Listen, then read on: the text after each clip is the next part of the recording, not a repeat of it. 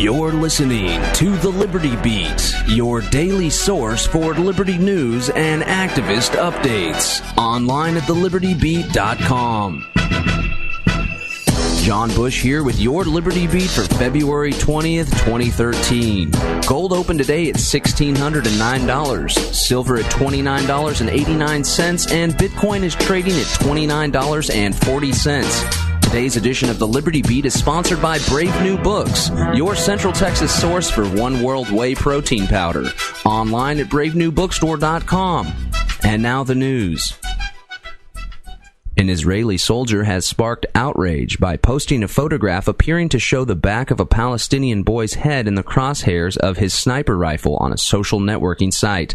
The context of the picture, posted on the personal Instagram site of Mor Ostrovarsky, 20, could not be verified, but the aggressive message is clear. The minarets and Arabic architecture of the village captured in the background suggest the boy and the town are Palestinian.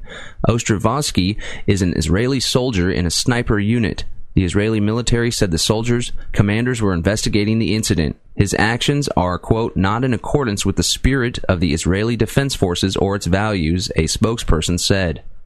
A Missouri lawmaker is proposing to send colleagues to prison for introducing gun control legislation, a plan that even its sponsor acknowledges has no chance of passing, but nonetheless highlights the increasingly strident tone of gun measures in Missouri's generally pro-gun legislature. Representative Mike Lira said Tuesday that he considers his bill a statement of principle. It would make lawmakers guilty of a felony, punishable by up to 4 years in prison if they introduced legislation restricting gun rights. I have no illusions about the bill making it through the legislative process, but I want it to be clear that the Missouri House will stand in defense of the people's constitutional right to keep and bear arms, Lira, a Republican from suburban St. Louis, said in a written statement. He declined further comment. Meloise Richardson is the Ohio poll worker who admitted to casting 2 votes in November for President Barack Obama. Now Ohio officials are investigating if she voted in the names of 4 other people as well and cast a total of 6 ballots in the 2012 election, according to Fox News.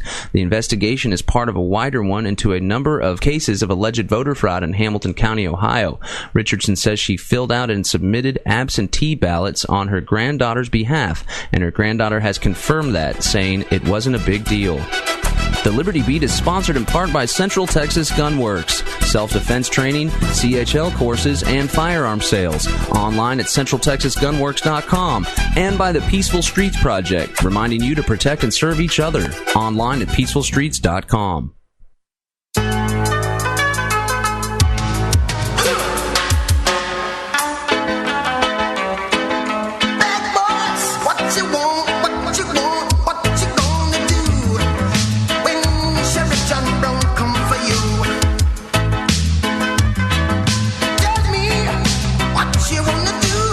You gonna do?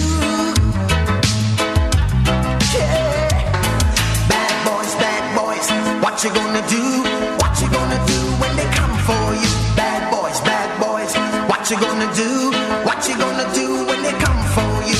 When you were 8 and you had bad traits, you go to school and learn the golden rule. So why are you acting like a bloody fool? If you get hot, then you must get cool. Bad boys. Okay, this is Randy Kelton, Deborah Stevens, a Move Law Radio. This is Thursday, the 21st day of February, 2013. Thank you all for being here, and we don't have a guest tonight, so we'll open up the phone lines early. I have a number of things I would like to talk about, and one of the first ones is a new technology that we're getting put together, and I want to ask for input. If anybody has been listening, we've probably heard me talk about this map that I have put together for the foreclosure issue. I have one that's also coming together for criminal issues, for anyone who's been arrested. We're putting together a questionnaire that will walk you through every step from arrest to trial. We started this about 5 years ago, and Deb helped with it. and it's been growing and morphing ever since then. And it has, of late, morphed into something rather remarkable. And, I've talked about being an engineer and how an engineer, a good engineer, if he does his job right, he doesn't design anything. He gets himself out of the way and lets the design create itself. And this one has taken us to a place we never expected to go to when we started. And this map arrangement, it is a way of taking a whole field of research and making it available to someone in one piece. And we've done that with the foreclosure map. And in looking at it, because it allows you to see a number of issues at one time that all bear on the same issue. I've talked about this before, but I'll go over it again. We get a lot of researchers, people calling us who are mostly pro se researchers. And being pro se and not learned counsel, we tend to have large gaps in our legal knowledge. And we find an issue that we research, like I researched due process, and other people research different things. We tend to get tunnel vision. And a lot of times, if you've listened to the show a lot, you've probably heard some of these folks call in with issues or with ideas and research, and it's kind of like they took 2 empty toilet paper rolls and stuck one over each eyeball, and all that they can see is down this little tunnel on this one tiny little issue.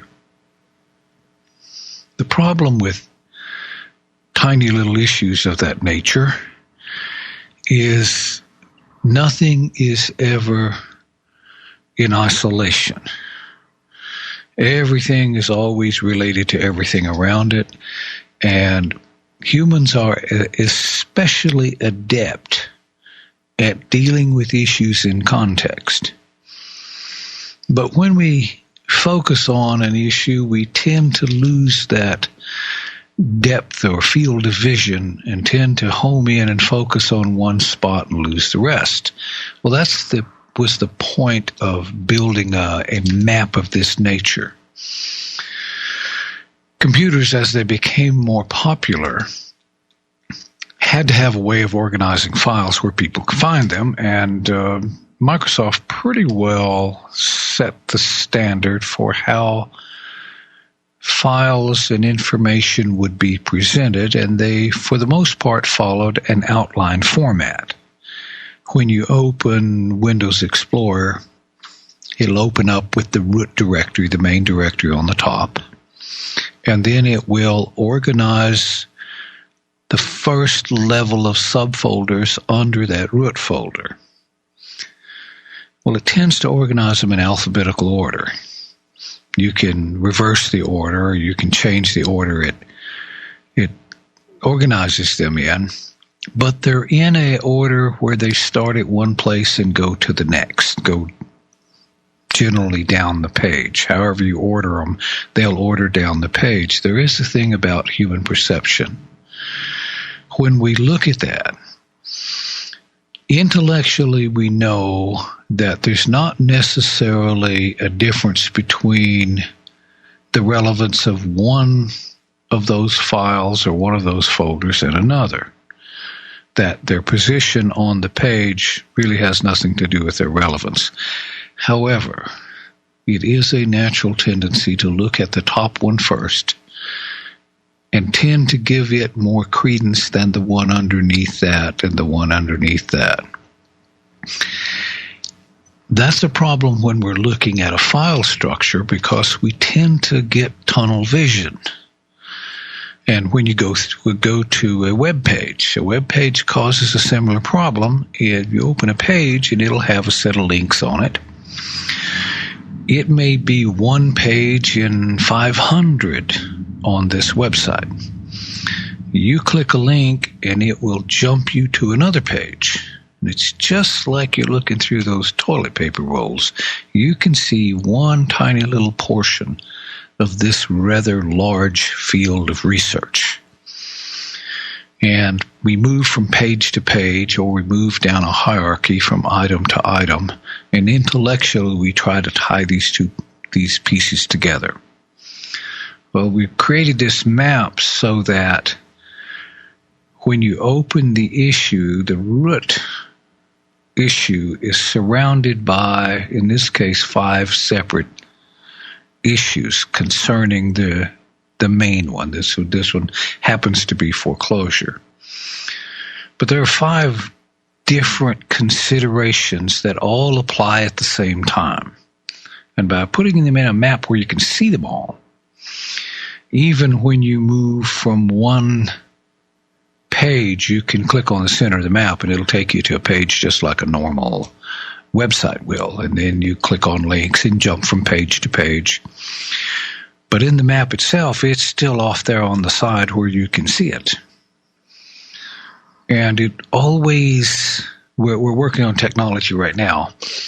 My programmer tells me we can do it, where the map will highlight the spot you are in the matrix of the map.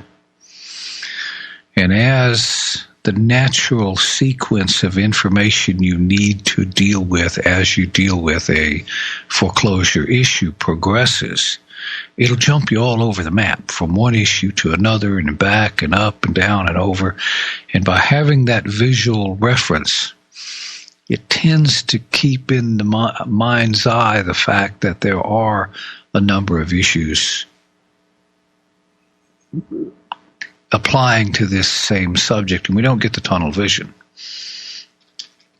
And working on that, it led to a project that we're in the process of putting together. I just got the domain name Legal Earth.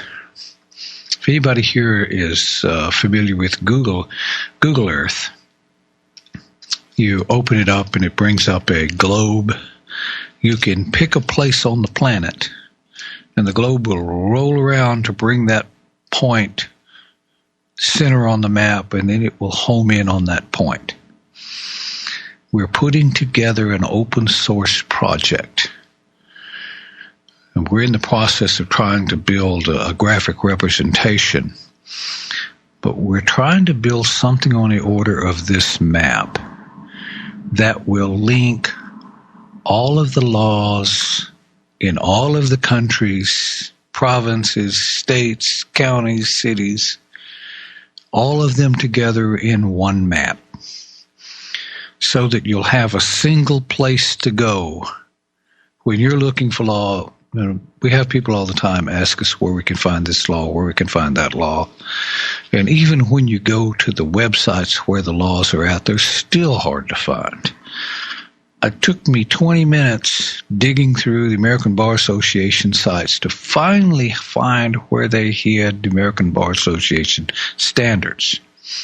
And if you look through the state websites for judicial conduct, it's much, much worse. It's like they deliberately hide them in a back corner somewhere. So what we're trying to do is build a map where you can click on a state or a county or a city, and the map will bring up that county, city, or state, and bring up a menu of all the laws, the statutes. Click on the statute you need, it'll take you to that, and then map out the statutes. So the particular code, like penal code, rules of civil procedure, whatever. And you can very quickly find the codes that you're looking for. And we're asking people to contribute, to post onto this site. And anybody who's done some reasonable research, we will be building locations where issues can be mapped out. and we'll have a place to put research on individual issues. You know, Deb has done a lot of research, and I've done a lot of research, and sometimes we find ourselves redoing the same research because we research out an issue and put it away, and I have no idea what I've done with it because we did not have an effective, active structure to where we could logically place a piece of information to where we could come back 6 months, a year later, look at the structure and know exactly where to go to find that piece of information. That's the primary thing that this map does, is it gives us a way of organizing information so it's retrievable. So if anybody's been doing any research and they have some interesting issues, I'm definitely going to want to talk about them, and I'll talk about how we're structuring the information so that we can make all the codes available and make them available in a simple format that's easy to structure and one that a website can actually hold. Because it would seem like trying to hold all the laws on the planet is going to get awful cumbersome, but we've got a way around that. And it looks like Imran, I see you there. We will pick you up on the other side. This is Randy Kelton, Deborah Stevens, Eddie Craig, Rule of Law Radio. Our call-in number, 512-646-1984. We'll be right back on the other side.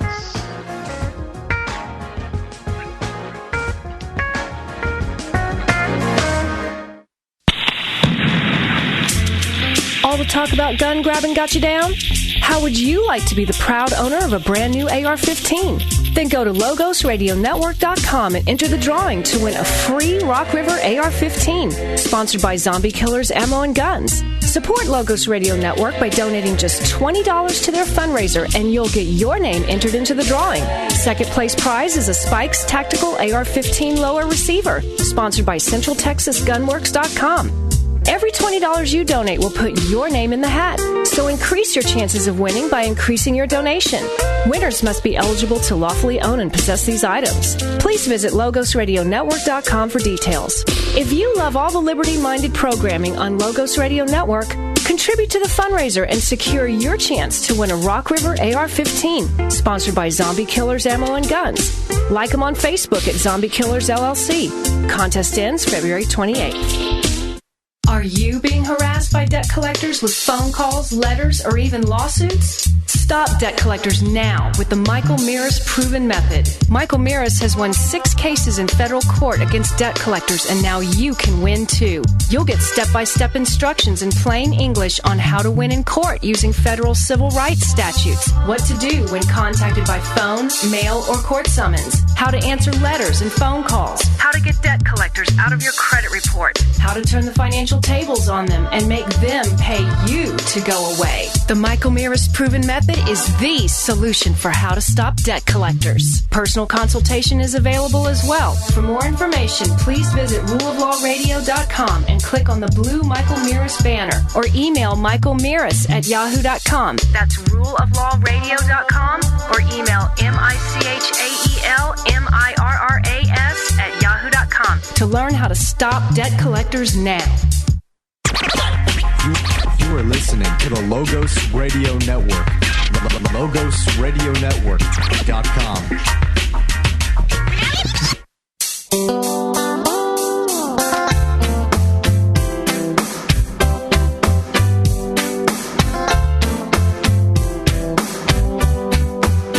Look what we got. We asked for Christian. I wonder what they're hiding. Okay, we are back. Randy Kelton, Deborah Stevens, Rule of Law Radio.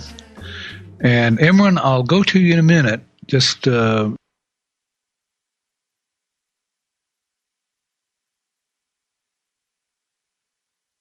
see, Lord, how they want we think, take it easy. Them attack we too politically and them getting mad and angry. But them not standing up and fight for their freedom and be free.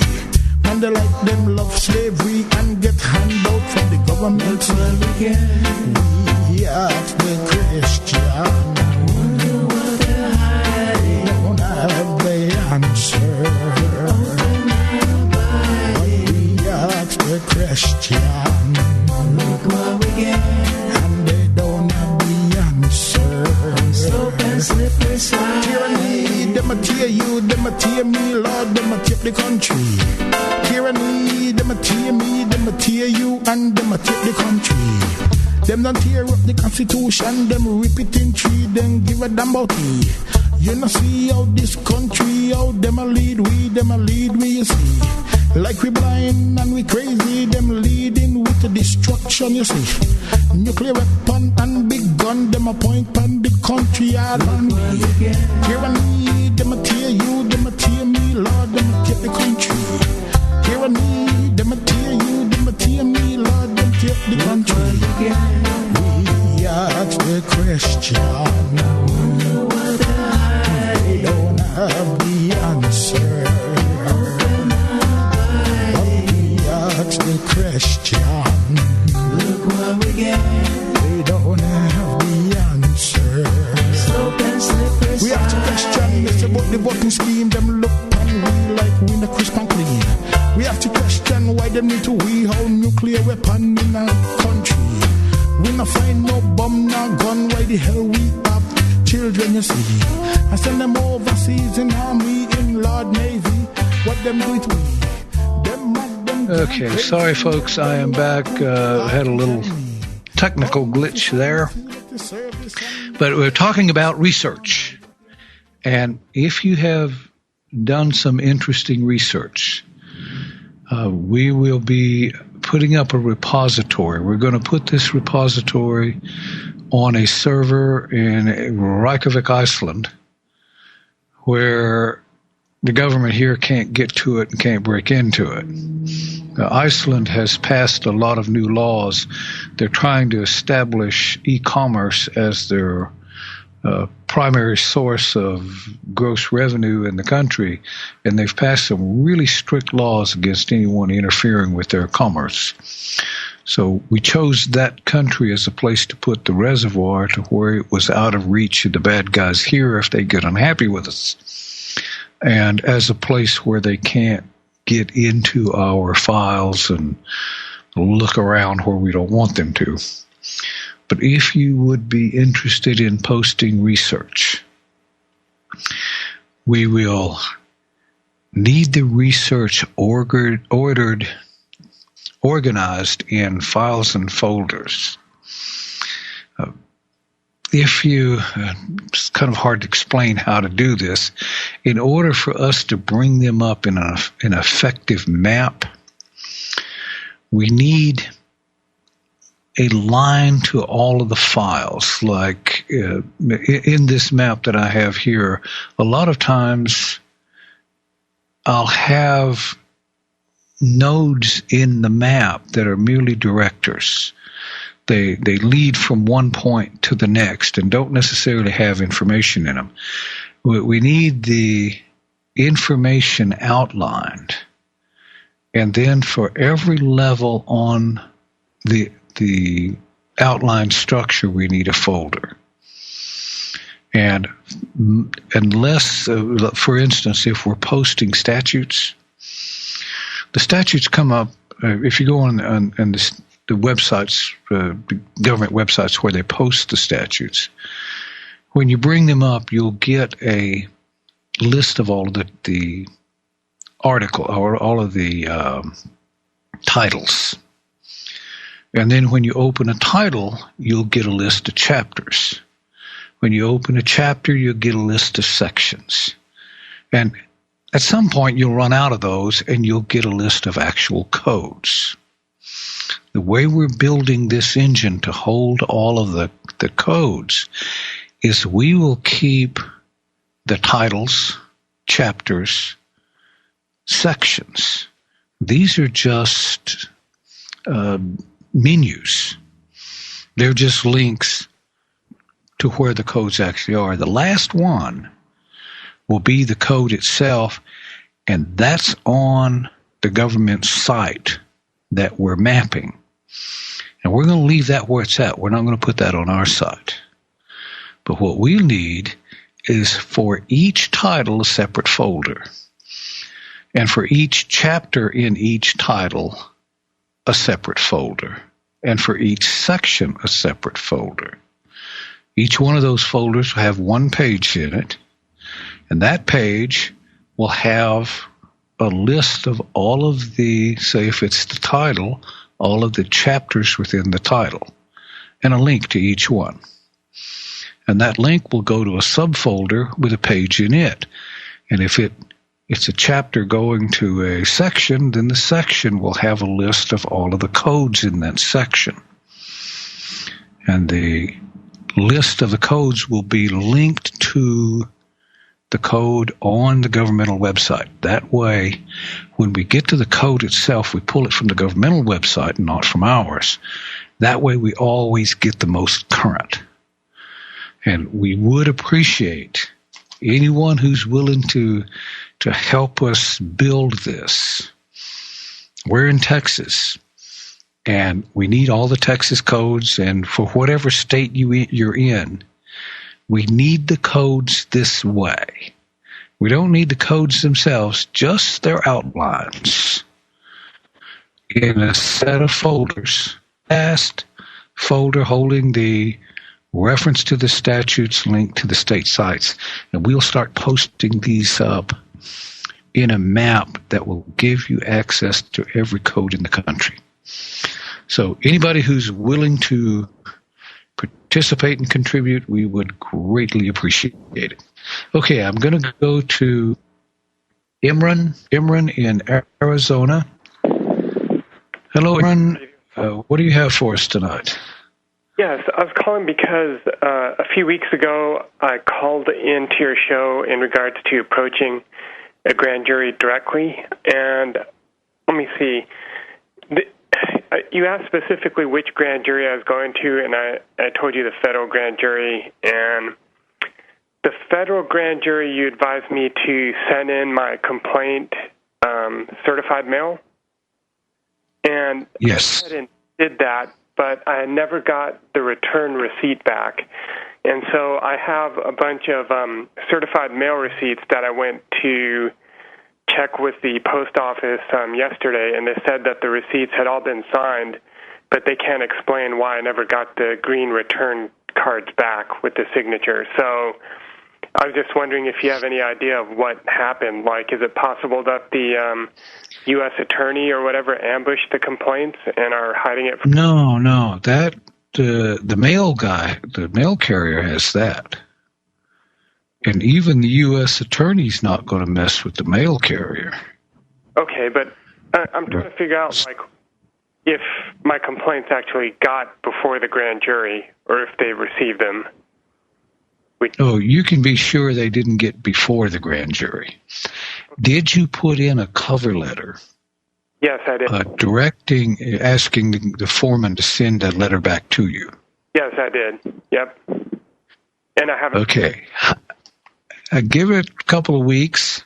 Okay. And you can presume that since you didn't get that letter back from the foreman of the grand jury, that the foreman of the grand jury never saw that letter. Okay. And you did give it the address of the U.S. attorney? No, I put U.S. District Courthouse, or U.S. District Court, District of Arizona, attention, grand jury foreman, or grand juror number 2, or grand juror number 3, like that. So in Arizona, they have 23 federal grand jurors, so I made 23 copies of the complaint and sent it certified mail to each one. Oh, you did good. I would suggest you go to the federal courthouse. Okay. And find out who signed for those. Okay. that will get them real excited. Hang on, we're about to go to break. This is Randy Kelton, Deborah Stevens, Eddie Craig, Rule of Law Radio. Our call-in number, 512-646-1984. We'll be right back.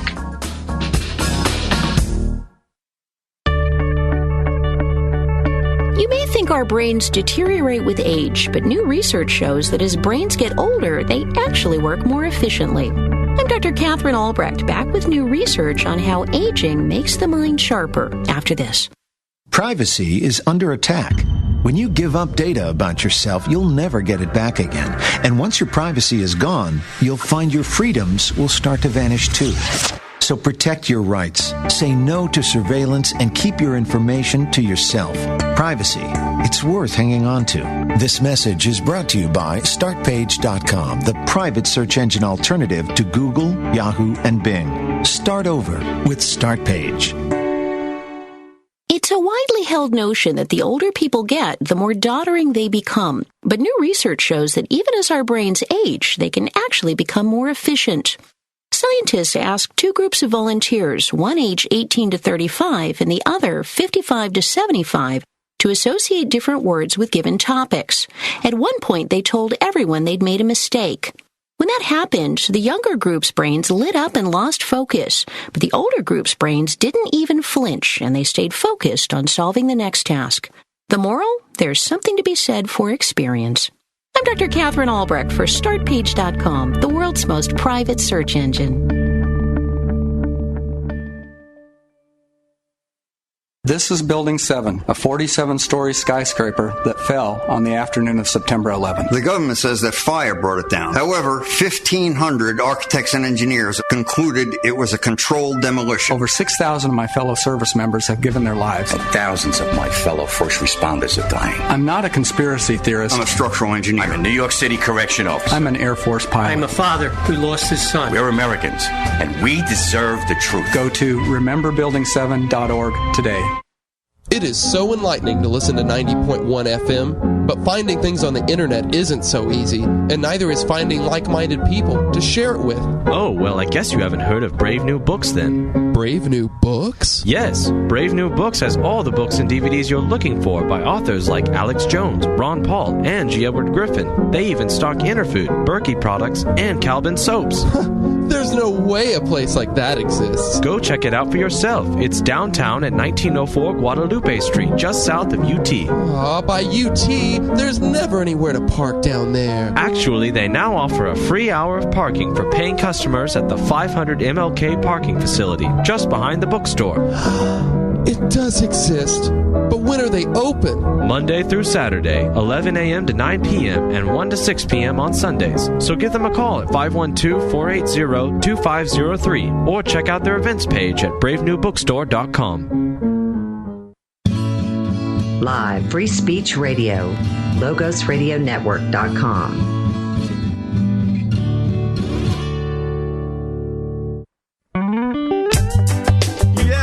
Mr. Officer, you're taking the law in the hand. Won't you follow the law of the land? I don't understand. Your job is to protect and to serve, not beat and abuse. Okay, we are back. Randy Kelton and Deborah Stevens, Rule Law Radio, and we're talking to Imran in Arizona. Right. So you sent one to each member. Now you didn't get the green cards back. They're likely to show up. Okay. I've had it take a week or two to get my green cards back.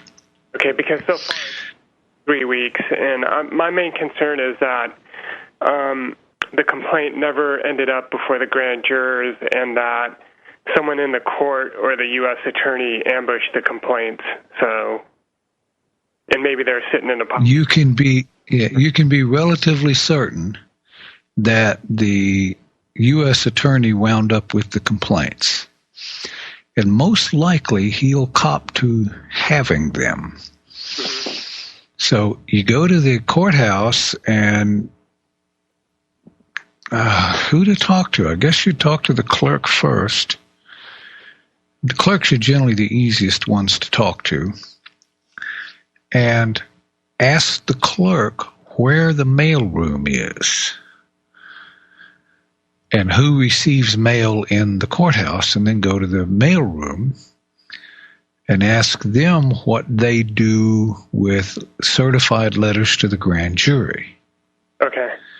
And these guys, they don't have a dog in this hunt, so they don't care. They will probably give you a good, straight answer. Okay. And most likely they'll tell you they give it to the U.S. attorney. Okay. And then you go to the U.S. attorney and ask them, and if they won't let you take any recording device with you, take a witness with you who's taking copious notes. Mm-hmm. And most likely the U.S. attorney will tell you that he examined into your accusations and decided to take no action. And do not argue your position with the U.S. attorney. Okay. I assure you it will do no good whatsoever. Besides, he's just copped to about 23 felonies. So he's a felon. You shouldn't be talking to him anyway.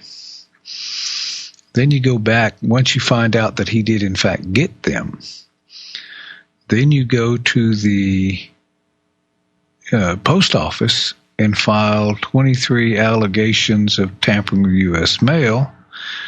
And you go back, you create a set of complaints against the U.S. attorney for tampering with government document, and send those to a federal district judge. Okay. Who just happens to be a magistrate. Mm-hmm. They tend to forget that, but make sure they're verified and send them to the district judge. Mm-hmm. And that will be your next step along the line. Okay. All right. And you'll find that they start to call you sir before very long. One thing to keep in mind. Mm-hmm. If the U.S. attorney, a magistrate, or one of those U.S. Marshal bailiffs says anything that you can in any way interpret as a threat, even if it's veiled under them giving you sage advice, if you are warned about what can happen to you for you doing this, that's tampering with a witness, obstruction of justice. Never tell them that. Just go away and prepare the complaint. And then send that one back in. And they'll get the idea that everything they do makes things worse for them. Mm-hmm. And this is how we create the politics. And I suggest you get complaints to the highest level judge you can as quick as you can. Okay. Because once you file with a high level judge, then if a bailiff says something you don't like, you accuse the judge of sending the bailiff to harass you. And you file tampering with a witness, obstruction of justice against the judge for something the bailiff did. And the judge is not going to be a happy camper. Okay. And let me see. If a U.S. attorney interferes, you mentioned 23 felonies. I imagine some of them would be jury tampering, obstruction of justice, and mail tampering? This is tampering with a government document. Okay. In that, he secreted a government document from the person or department it was directed to. Mm-hmm. That's a very pointed and very specific allegation. Tampering with a witness can be more objective. Mm-hmm. What actually amounts to tampering with a witness? Tampering with a government document, in this case, is not subjective in the least. The mail was directed to these individuals. He interfered with it. Mm-hmm. Inside that mail were government documents directed to a grand jury. He secreted them from the grand jury. That's very clear. Mm-hmm. Now he's going to claim somehow that he has some kind of authority, and you're not going to care about that. Show it to me. I don't see it. Okay. We have Williams v. U.S., 1970 case, where Scalia said, that although the district court consecrates the grand jury, once the grand jury is impaneled, it is essentially a fourth branch of government over which neither the judiciary nor the executive branch has any authority. So you don't expect to change the world with this. Okay.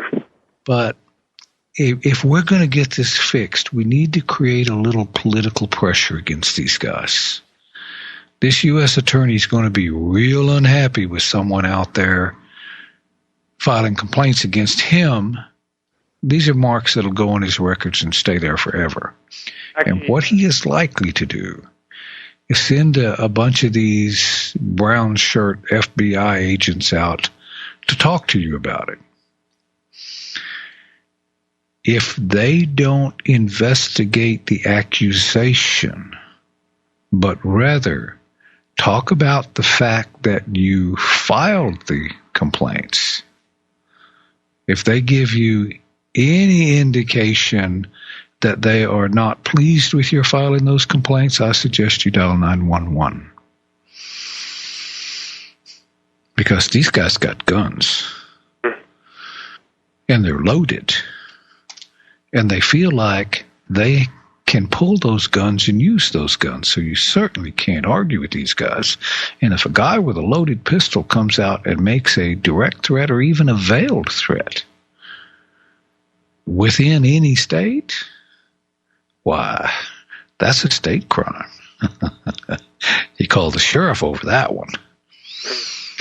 And good chance you give the sheriff a shot at the feds, he's going to appreciate you for that. Because generally the feds come in and treat the locals like errant stepchildren. And if these feds come out, they have to be really, really careful. And they're not used to someone who is sharpshooting them, who knows the law and who's ready to use it even against them when they violate it. And it won't take them long to figure out that everything they do with you is going to make things worse. And we're hoping that, one person may not get it done. I did this to Tarrant County here in Texas about 10 years ago. Wound up filing over 50 criminal complaints. I came back recently, and the head of the civil section of the district attorney's office, Ann Diamond, was still there. And she knew exactly who I was when I came back. And when I came back this time, the district attorney agreed to stand aside and let me go straight to the grand jury. They did not want to get in that fight again. Johnson County, Texas, you go to the grand jury with criminal complaints against a public official, they will get out of your way because I hammered them there. And we've had other people hammer them. It's actually getting traction. It'll take more than just one, so don't expect magic to happen. But you'll actually get to have a lot of fun. Okay. Do you have time for an additional question, or are you busy, caller? Yes. Hang on. We will pick you up when we come back on the other side. This is Randy Kelton, Deborah Stevens, Eddie Craig, Rule of Law Radio. Our call-in number, 512-646-1984. We'll have the phones open for the rest of the night, so if you have a question or a comment, give us a call. We'll be taking all comers. We'll be right back.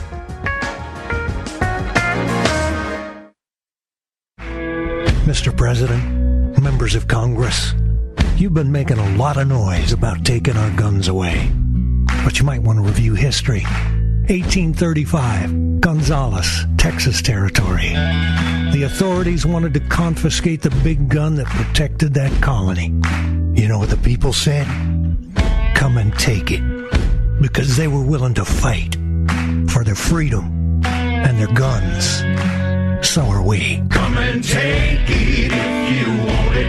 Come and take it if you think you can. Come and take it, but I warn you, you'll have to pry it from my cold dead hands.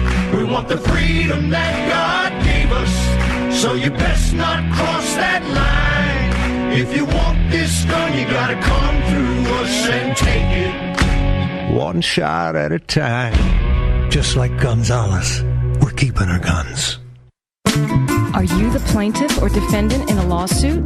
Win your case without an attorney with Jurisdictionary, the affordable, easy-to-understand 4-CD course that will show you how in 24 hours, step by step.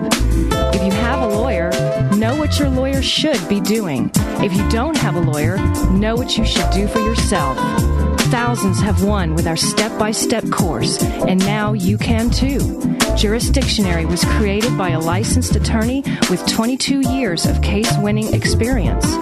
Even if you're not in a lawsuit, you can learn what everyone should understand about the principles and practices that control our American courts. You'll receive our audio classroom, video seminar, tutorials, forms for civil cases, pro se tactics, and much more. Please visit ruleoflawradio.com and click on the banner or call toll-free 866-LAW-EASY.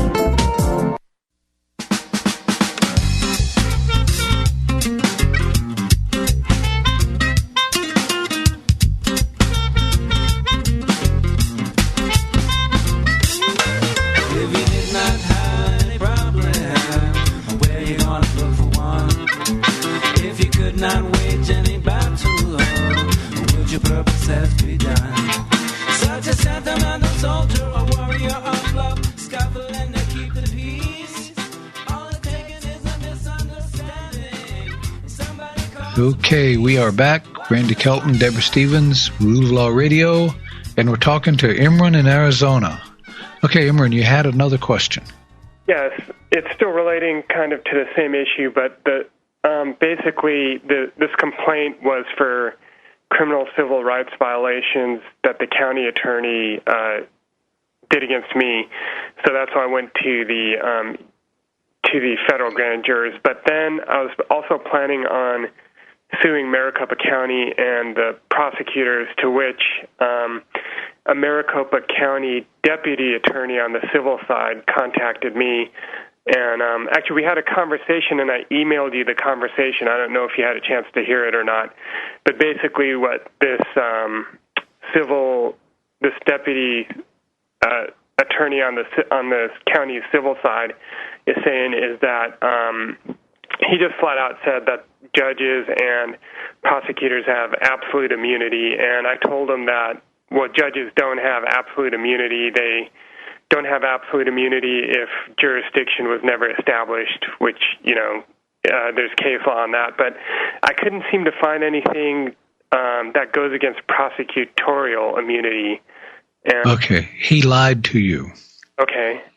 So what? They have nobody is immune from the criminal laws, period. I'm going to file this case in U.S. District Court under a civil rights complaint. What are my counter arguments going to be when they try to say prosecutorial immunity?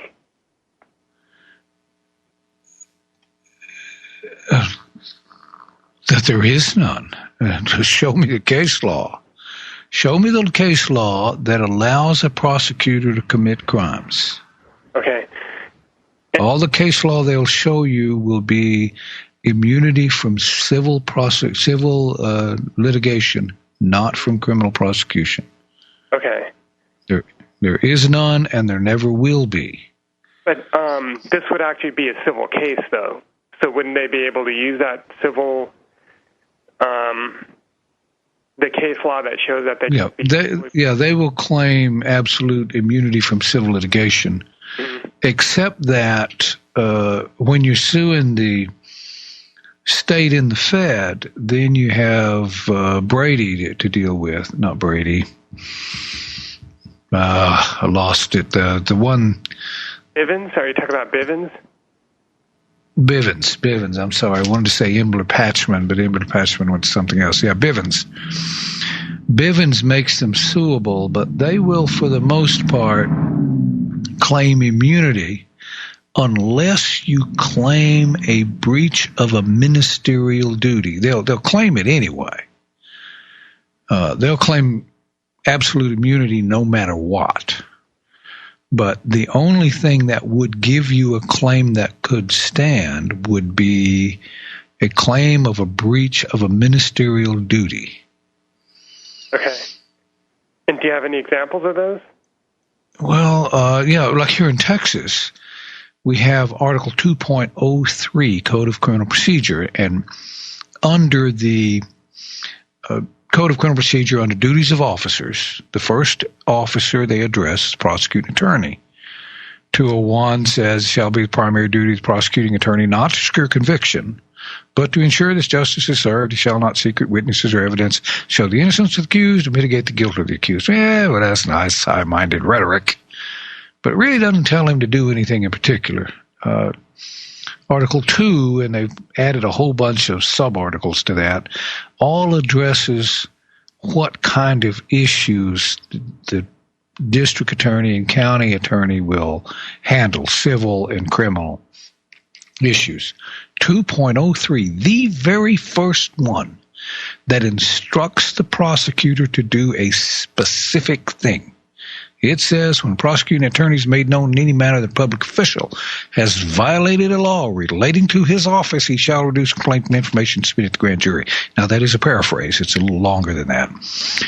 But it's clear when a prosecuting attorney is made known in any manner that a public official has violated a law, it says a law, not a felony or a misdemeanor, a law. They must present it to the grand jury. And that was because the prosecutor should not be put in a position to decide whether or not to prosecute somebody he works with. They should. It's an untenable position, and the legislature took them out of that position.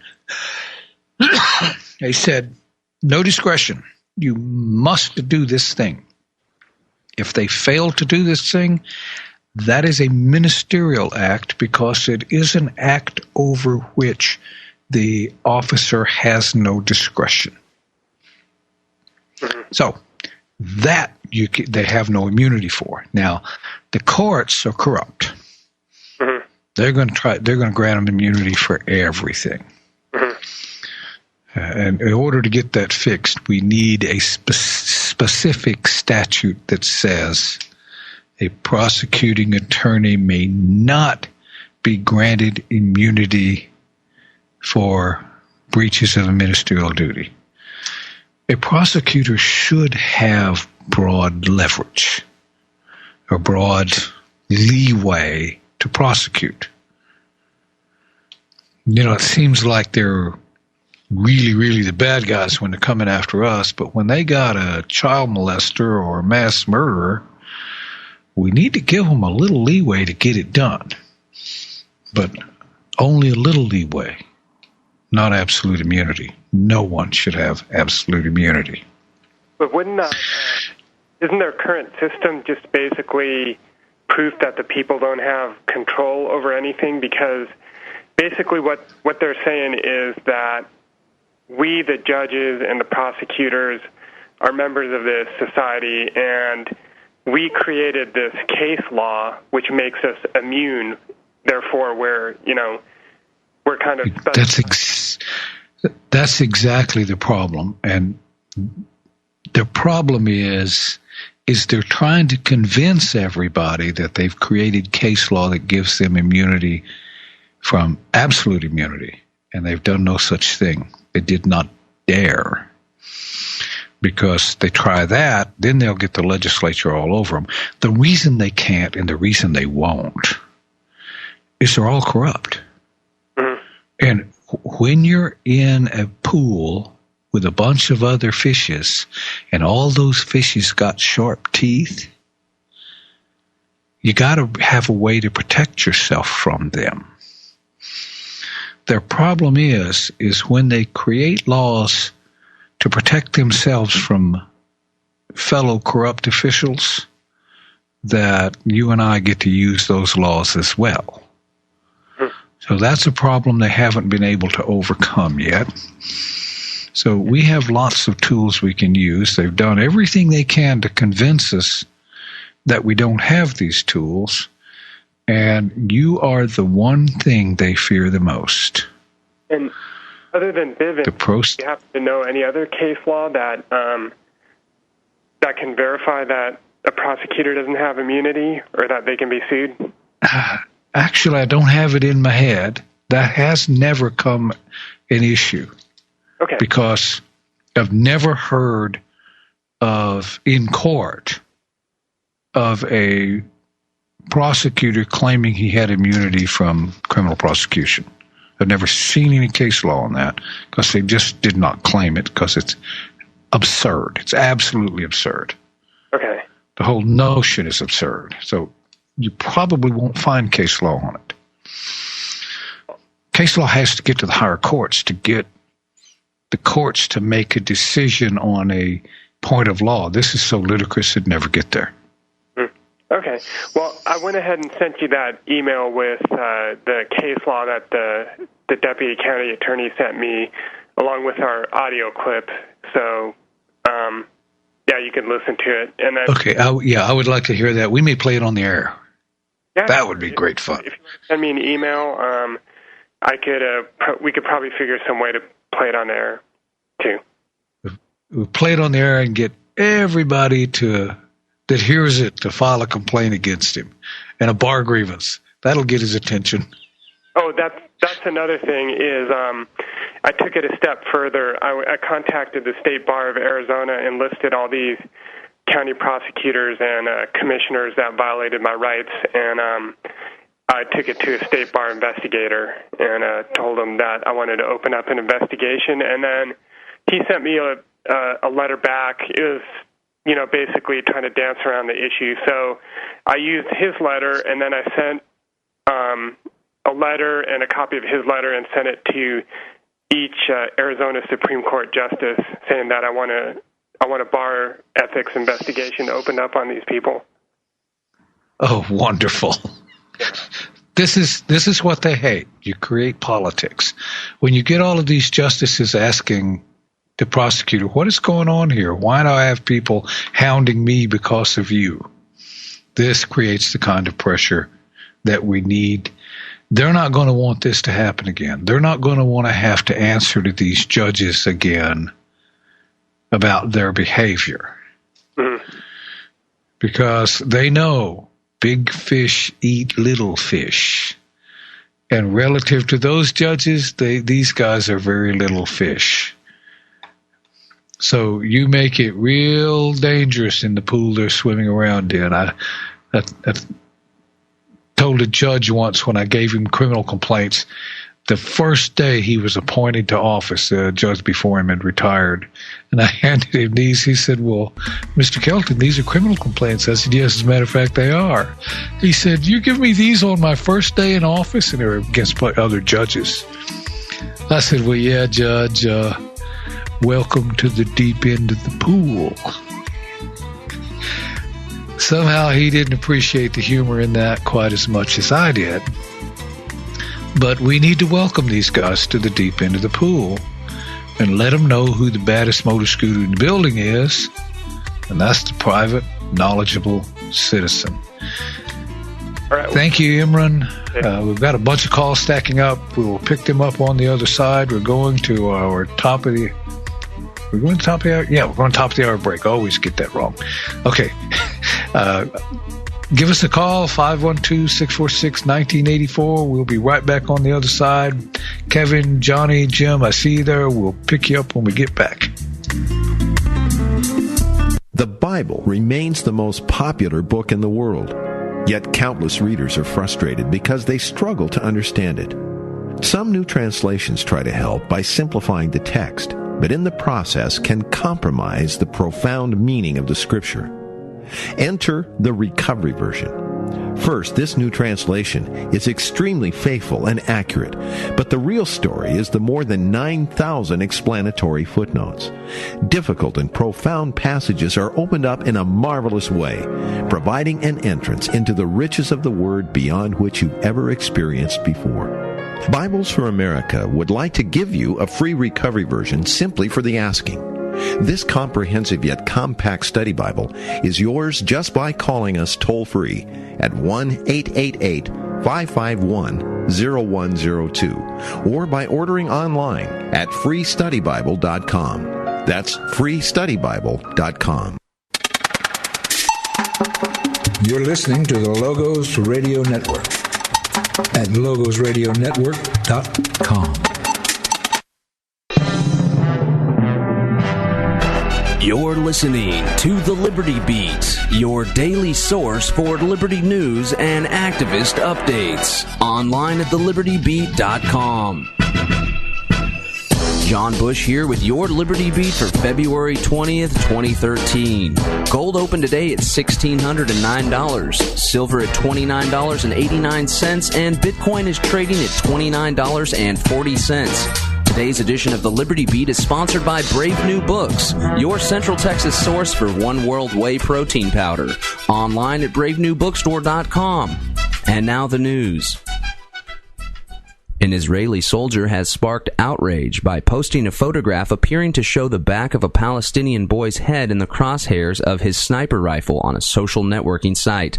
The context of the picture, posted on the personal Instagram site of Mor Ostovarsky, 20, could not be verified, but the aggressive message is clear. The minarets and Arabic architecture of the village captured in the background suggest the boy and the town are Palestinian.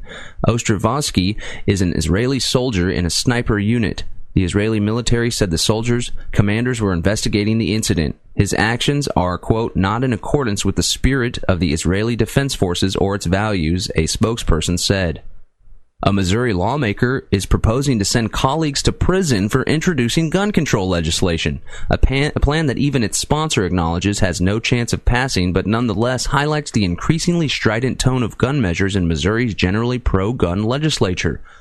Representative Mike Lira said Tuesday that he considers his bill a statement of principle. It would make lawmakers guilty of a felony, punishable by up to 4 years in prison if they introduced legislation restricting gun rights.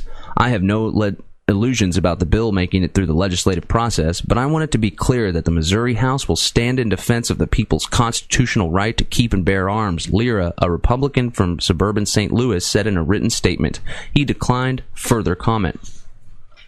Meloise Richardson is the Ohio poll worker who admitted to casting 2 votes in November for President Barack Obama. Now Ohio officials are investigating if she voted in the names of 4 other people as well and cast a total of 6 ballots in the 2012 election, according to Fox News. The investigation is part of a wider one into a number of cases of alleged voter fraud in Hamilton County, Ohio. Richardson says she filled out and submitted absentee ballots on her granddaughter's behalf, and her granddaughter has confirmed that, saying it wasn't a big deal. The Liberty Beat is sponsored in part by Central Texas Gun Works, self-defense training, CHL courses, and firearm sales. Online at centraltexasgunworks.com, and by the Peaceful Streets Project, reminding you to protect and serve each other. Online at peacefulstreets.com. Looking for some truth? You found it. logosradionetwork.com.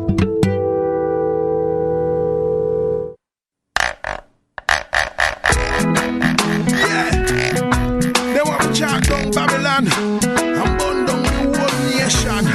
But of them operate the land wrong. I'm a say Republican and them a scratch man. Tell them I'm a libertarian. Them say we born to lose but we born to win. Come rock Chant on. for justice and peace. Chant love rule this time. And what we say? Chant for our wars to see. And that me tell them. Chant down Babylon. Chant down Babylon. Chant for justice and chant always man.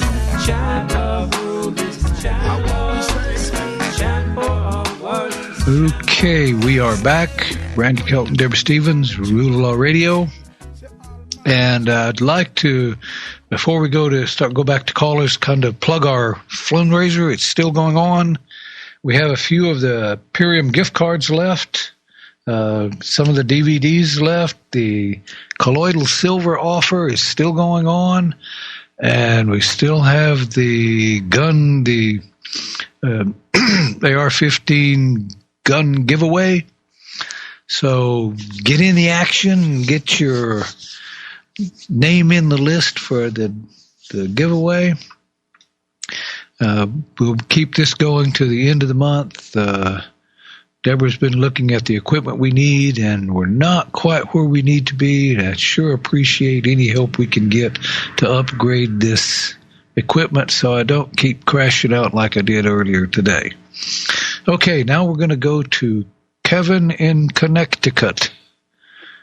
Hello, Kevin. Hello.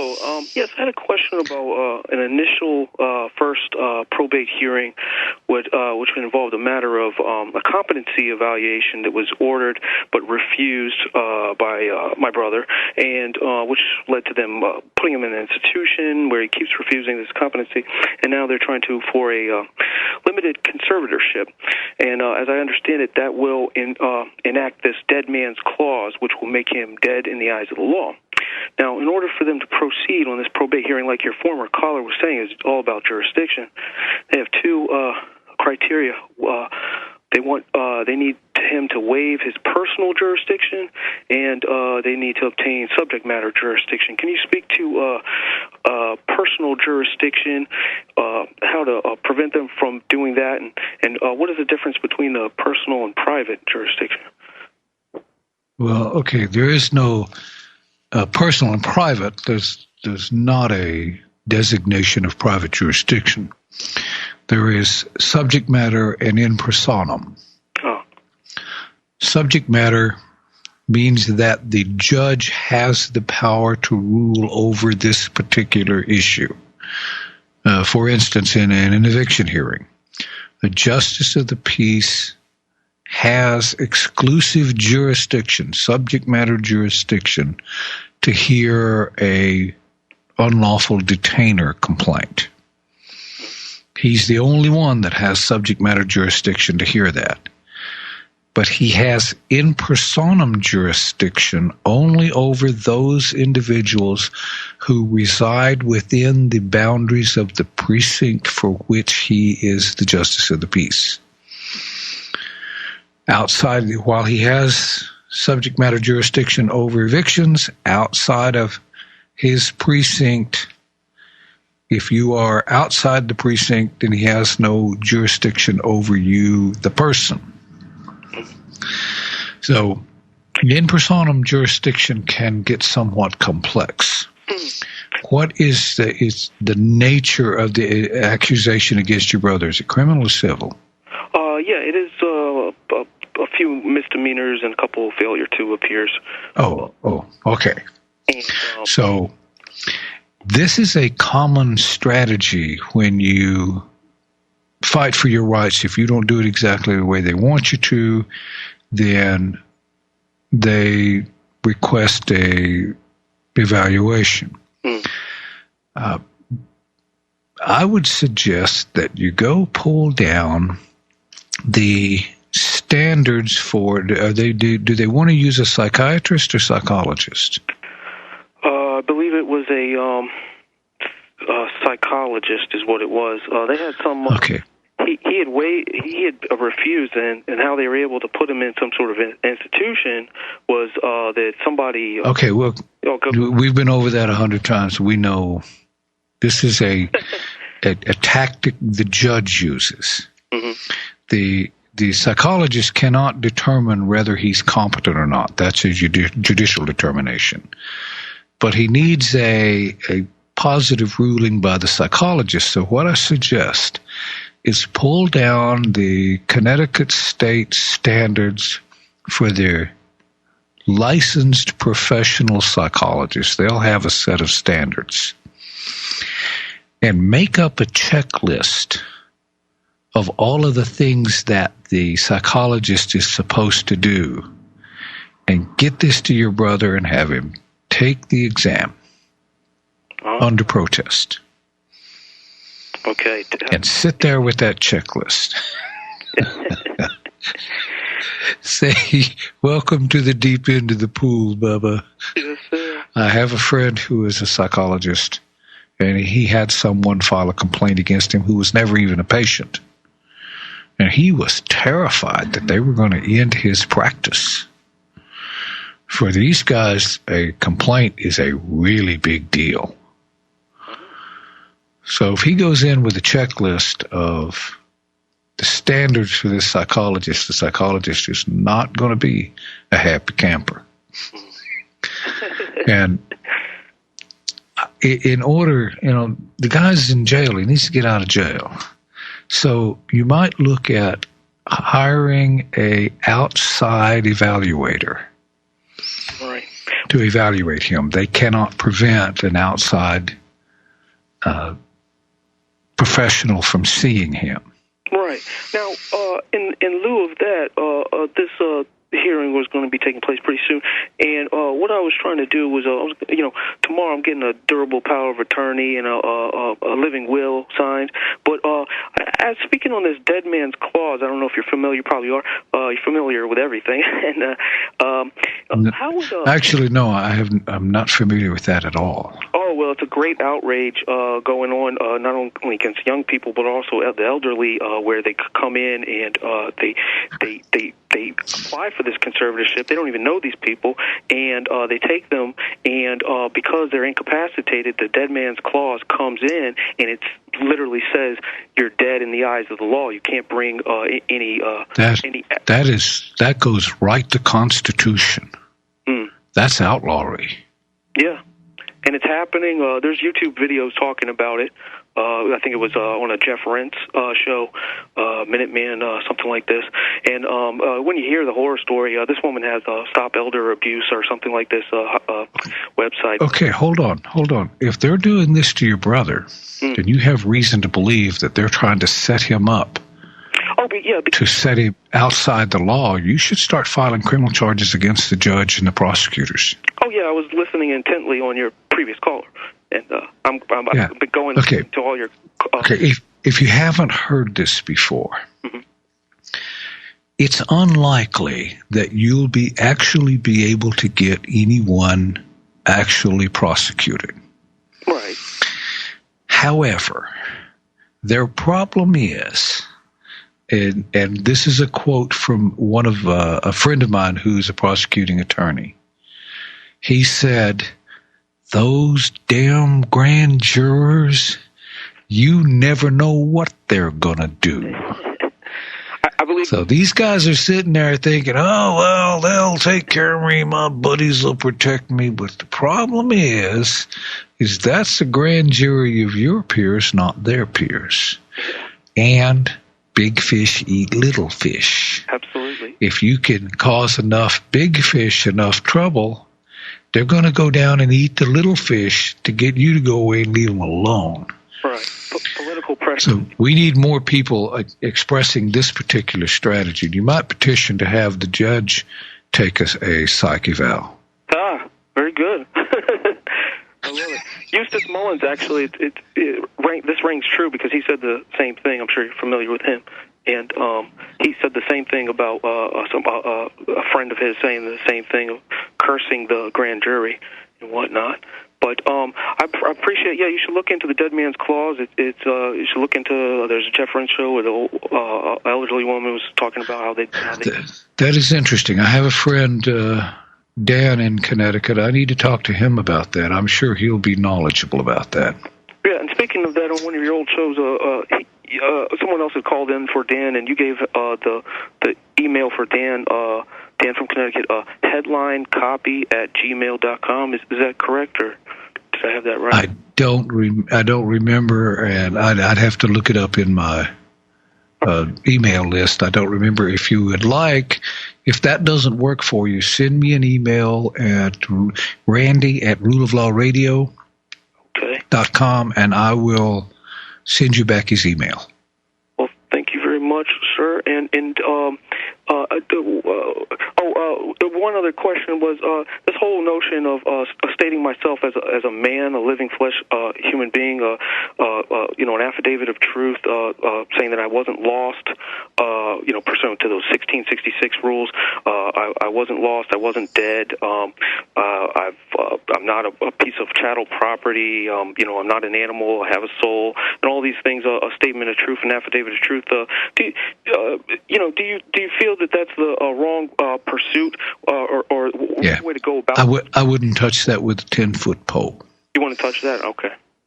Never would. I don't want to do anything to get the court to have a reason to believe that I'm anything other than smarter than their lawyer. Yeah.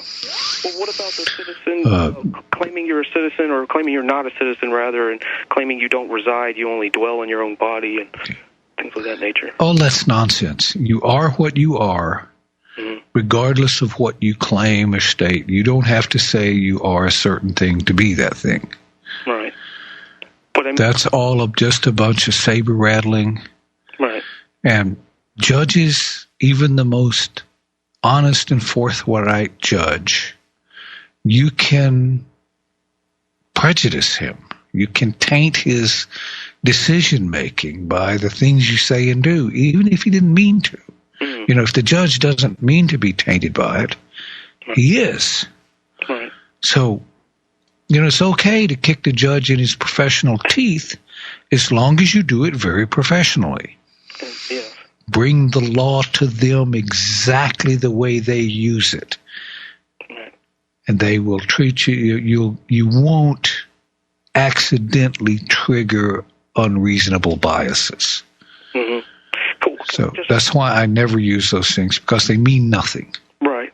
But when I'm talking to them, can I at least state that, you know, I'm Kevin so-and-so, and it's all, I have all rights reserved, and I'm speaking in the common man's tongue, common English. I'm not speaking in legalese, so that I can prevent any miscommunication, you know? Yeah, you could always ask for an interpreter. Really? And we had a guy in Illinois in a federal court ask for an interpreter to interpret legalese, and they got him one. Wow. What you can do is, if a prosecutor uses a term and you're not certain exactly what that means, you can ask the prosecutor to define the term. Are you using that in its common usage, or are you using it in its legal usage? Define it. That'll make him crazy and put him off his game. Okay, this is Randy Kelton, Deborah Stevens, Eddie Craig, Rule of Law Radio. Our call-in number 512-646-1984. We'll be right back. All the talk about gun grabbing got you down? How would you like to be the proud owner of a brand new AR-15? Then go to LogosRadioNetwork.com and enter the drawing to win a free Rock River AR-15, sponsored by Zombie Killers Ammo and Guns. Support Logos Radio Network by donating just $20 to their fundraiser, and you'll get your name entered into the drawing. Second place prize is a Spikes Tactical AR-15 lower receiver, sponsored by CentralTexasGunworks.com.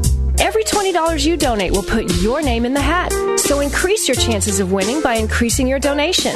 Winners must be eligible to lawfully own and possess these items. Please visit LogosRadioNetwork.com for details. If you love all the liberty-minded programming on Logos Radio Network, contribute to the fundraiser and secure your chance to win a Rock River AR-15, sponsored by Zombie Killers Ammo and Guns. Like them on Facebook at Zombie Killers LLC. Contest ends February 28th. At Capital Coin and Bullion, our mission is to be your preferred shopping destination by delivering excellent customer service and outstanding value at an affordable price. Capital Coin features a great selection of high-quality coins and precious metals. In addition to providing the best prices in the nation, we want to bring you the best shopping experience both in-store and online. In addition to coins and bullion, we carry popular longevity products such as Beyond Tangy Tangerine and Pollen Burst. We offer freeze-dried storable foods by Augustin Farms, Berkey Water Products, ammunition at 10% above wholesale, and more. You can lock in a spot price with our silver pool, and we set up metals IRA accounts. Call us at 512-646-6440 for more details. We're located at 7304 Burnett Road, Suite A, about a half mile south of Anderson. We're open Monday through Friday 10 to 6, Saturdays 10 to 2. Visit us at capitalcoinandbullion.com or call 512-646-6440. This is the Logos Radio Network.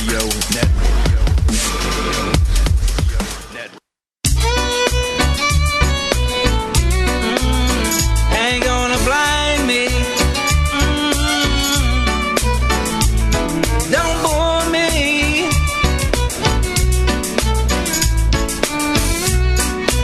Well,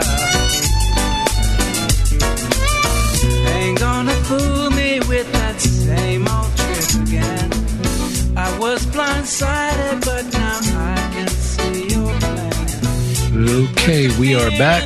Randy Kelton, Deborah Stevens, Rule of Law Radio, and we're going to Johnny in Texas. Hey, Randy. Okay, according to your note, I confused you. Well, yeah, that's actually not what I'm calling in about. Okay, but you asked exactly the right question. John just went to a unlawful detainer hearing, and he was saying that the fact that I said that the judge had exclusive jurisdiction over an unlawful detainer hearing, then we filed a challenge to subject matter jurisdiction. And our challenge was that the foreclosure was insufficient, it was fraudulent. The purchaser was not a bona fide purchaser and therefore lacked standing to invoke the subject matter jurisdiction of the court. So if the plaintiff had standing, he could have invoked the subject matter jurisdiction and the judge would have had exclusive jurisdiction. But he didn't have jurisdiction for two reasons. One, we maintained that the plaintiff lacked standing, and two, we challenged jurisdiction. Once jurisdiction is challenged, it must be proven. It may not be presumed. Okay, you had a question that wasn't that question. Yeah. Well, what you just said actually makes sense because he made absolutely no effort to prove jurisdiction. The plaintiff's attorney made no effort. The judge just very dismissively said, and there was a notice of removal to federal court. He was very dismissive and very nonchalant in saying, the federal court's not going to have any jurisdiction over this. So that makes sense. What I called in about was to offer some information that may or may not help. Your previous caller that was talking about the judicial immunity, I think it was 2 callers back. I have found a ton of Texas case law, at least, and I've seen similar case law in just about every state that talks about judicial immunity. And even in Texas, we have case law here that goes so far as to say that judges have judicial immunity for their acts, even if they're malicious. But the key word there is judicial. A lot of people see the term judicial immunity, and they think that it just generally is a blanket immunity that is applied to a judge. But I've really dug into this issue, and I found a lot of case law and a lot of references in Texas jurisprudence and American jurisprudence that talk about what judicial immunity is, and it's the capacity that the judge is acting in. There is a distinction between ministerial and judicial immunity, and where the law prescribes and defines duties to be performed with such precision and certainty as to leave nothing to the exercise of discretion or judgment, the act is ministerial. If a judge is acting on his oath and exercising true judicial discretion, then he's acting in a judicial capacity. And the case law and all of the law references are very, very clear. If a judge is acting judicially, he has immunity. If he is acting ministerially, he has absolutely no immunity from suit. And as you've said before, in no case do any of them have any immunity from criminal charges. But yes, because the requirement to abide by law is ministerial, not something over which he has discretion.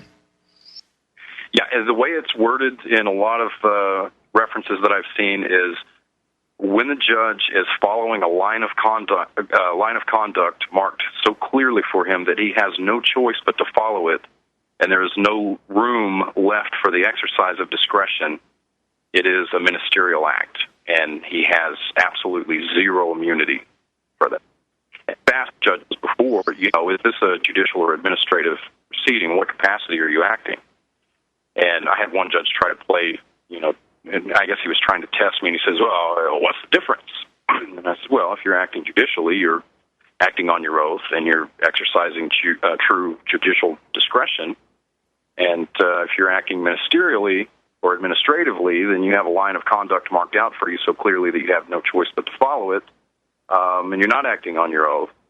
And I said, and I kind of paused for a minute, and I said, oh, and there's also the issue of, if you're acting judicially, you have immunity, whereas otherwise you don't. And he wasn't very happy with that. So I would submit to your previous caller and anyone else who's researching this issue, when you see judicial immunity in case law, don't just assume that judicial means judged. You really need to read into it a lot further than that. And I'm sure, like I said, there's a ton of references on this in Texas, and I've seen quite a few in other states, and I'm pretty sure the same applies at the federal level. So that may or may not help your previous caller, but I just wanted to put it out there. Good. That is excellent. And that's always been my reading, that the judge only has immunity from acts he performs within the scope of his authority. And that's another part of the immunity issue, within scope.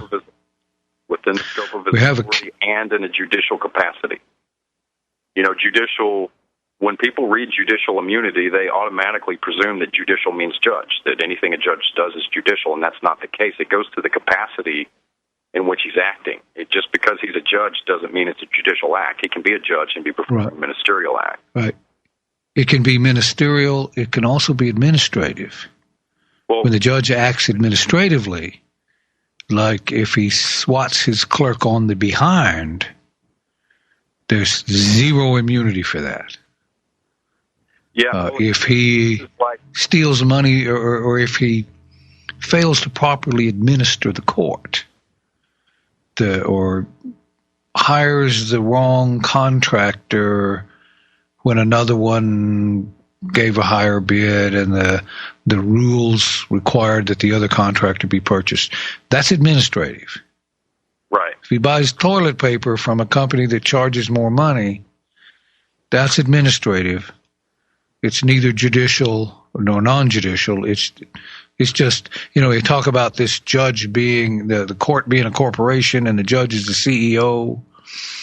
Well, that's when he's the CEO of the corporation, when he's buying toilet paper, hiring employees, paying the bills of the court, administering the court itself. That's administrative, and there's no protection from that. Only when he's on the bench within scope, making judicial determinations. Then even if he's malicious, he's protected. Because what may sound malicious to me may not sound malicious to you. So if the judge has to worry about context or perspective on whether or not he's considered to be malicious, he wouldn't be able to make good, clear decisions. And that's reasonable. Yep, I agree. Well, I just wanted to put that out there in case it in any way might help the previous caller or anyone else who's looking into that issue. And also, if you look at cases like, I think it's Raines v. Simpson and a few others, they basically say that ministerial and administrative are, in essence, pretty much the same thing. Okay, that'll work. Yeah, essentially they'd fall in the same category. Yeah. So that's... I brought those up because those issues will come up. We didn't want them to think that the only thing that's covered is what the judge does when he's on the bench. All of that stuff he does off the bench has been addressed. And for that, he's just a CEO and he has nothing. Okay. Thank you, Johnny. Thanks. Now we're going to go to Jim in Washington. Hello, Jim. Hello, Randy. How are you? I am good. I don't care what everybody says. I got a couple quick questions. You guys occasionally talk about a case where the individual was awarded like $19,000 a minute for every minute he was incarcerated. Yeah, that's a Florida case. Any other time I'd have the name right on the tip of my tongue. Keep talking, I'll remember it. Okay. Well, the thing I was curious about, could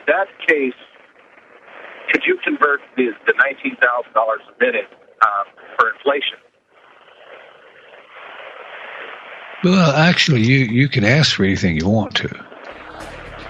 You could adjust it for inflation. You could claim interest on it. You can do anything you want to. The judge is going to give you what the judge wants to give you. The thing that will be something the judge will actually look at is what the court said. Okay, hang on. We'll be right back. Randy Kelton, David Stevens, Eddie. Britain leads the world in public surveillance cameras, but now they've taken surveillance to a new low. I'm Dr. Catherine Albrecht, back to tell you the repulsive place those peeping Toms have invaded next. Privacy is under attack. When you give up data about yourself, you'll never get it back again. And once your privacy is gone, you'll find your freedoms will start to vanish too. So protect your rights, say no to surveillance, and keep your information to yourself. Privacy, it's worth hanging on to. This message is brought to you by StartPage.com, the private search engine alternative to Google, Yahoo, and Bing. Start over with StartPage. Britain is swimming in surveillance cameras. At last count, nearly 2 million of them were spying on law-abiding citizens. But the UK privacy group Big Brother Watch just revealed something I can only describe as disgusting. Cameras have been installed in bathrooms and changing rooms in schools across Britain. It's unclear who's watching the footage or what the schools do with the film. School officials claim they need these bathroom cams for security, but parents want to know who gave headmasters permission to film their children using toilets and taking showers. Shame on those schools for teaching kids the wrong lesson about safety. I'm Dr. Catherine Albrecht for StartPage.com, the world's most private search engine. A Noble Lie, Oklahoma City, 1995, will change forever the way you look at the true nature of terrorism. Based on the damage pattern to the building, what the government says is impossible. The grand jury did not want to hear anything I had to say. The decision was made not to pursue any more of those individuals. Some of these columns were ripped up, shredded, tossed around. The people that did the things they did knew doggone well what they were doing. Expose the cover-up now at ANobleLie.com. At hempusa.org, we offer chemical-free products to people around the world, detoxifying, self-healing, while rebuilding the immune system. We urge our listeners to please consider our largest-selling product, Micro Plant Powder. Our Micro Plant Powder is rich in iodine, probiotics, zinc, and silica to help rebuild the immune system and to create a healthy stomach flora. Micro Plant Powder is excellent for daily intake and is perfect to add to your storage shelter. We urge our listeners to please visit us at hempusa.org. And remember, all of our products are chemical-free and healthy to eat. We constantly strive to give you the best service, highest quality, and rapid shipping anywhere. And we offer free shipping on orders over $95 in the U.S. Please visit us at hempusa.org or call 908-691-2608. That's 908-691-2608. See what our powder, seeds, and oil can do for you at hempusa.org. You are listening to the Logos Radio Network. LogosRadioNetwork.com.